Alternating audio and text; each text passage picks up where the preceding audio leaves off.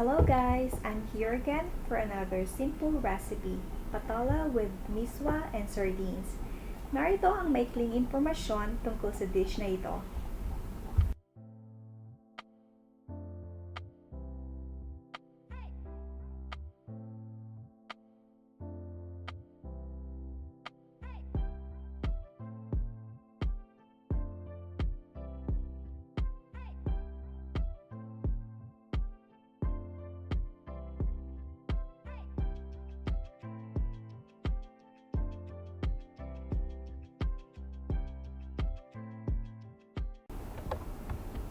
Para sa sangkap, kailangan natin ng sumusunod.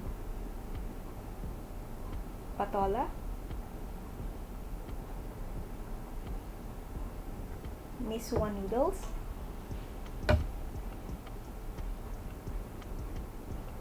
sardinas,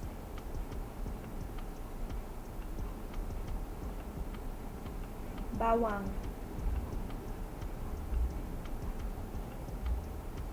sibuyas,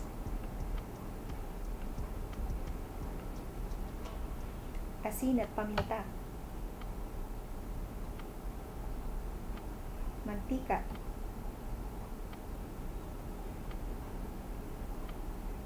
tubig,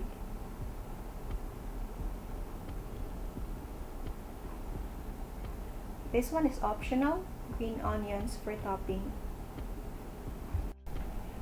Okay, so hugasan mabuti at hiwa-hiwain ang mga sangkap.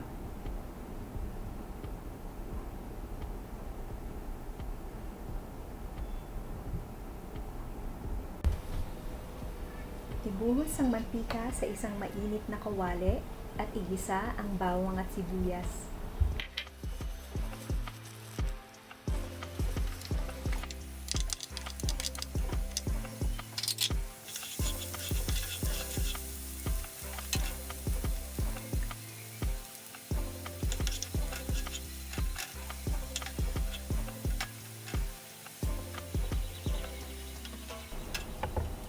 Kapag slightly medium brown na yung bawang, pwede nang ilagay yung sibuyas at patuloy pang maluluto yung bawang habang niluluto yung sibuyas.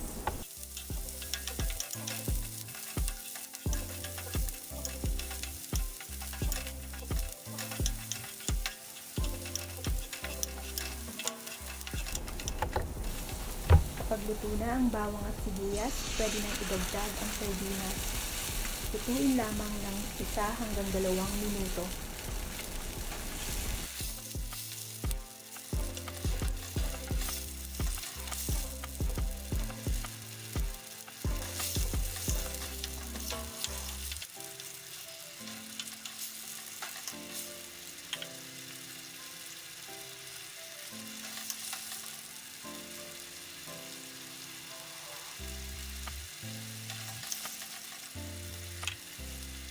Pagkatapos magisa ng sardinas, ibuhos na ang tubig at hayaang kumulo.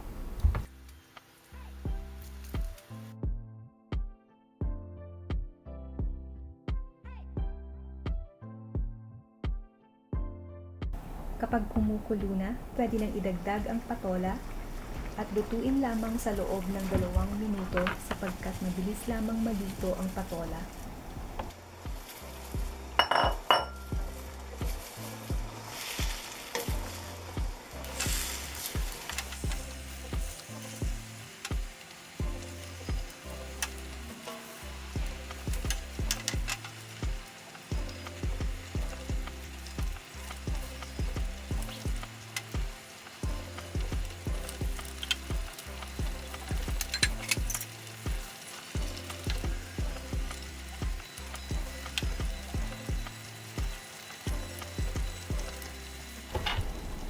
Pwede nang ilagay ang Misua noodles at hayaan maluto sa loob ng 1 minuto.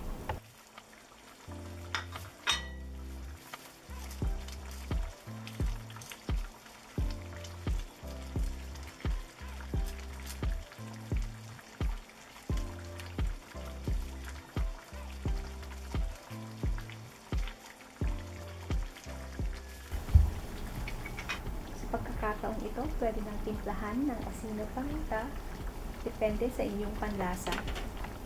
at hayaan lamang kumulo ng isa pang minuto.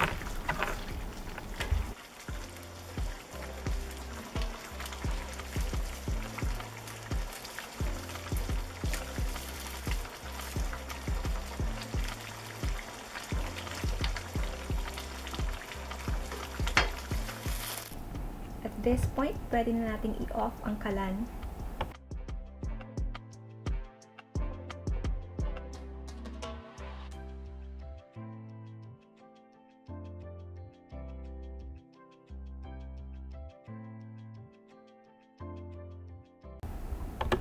Ilipat ang soup sa isang serving bowl at budburan ng green onions.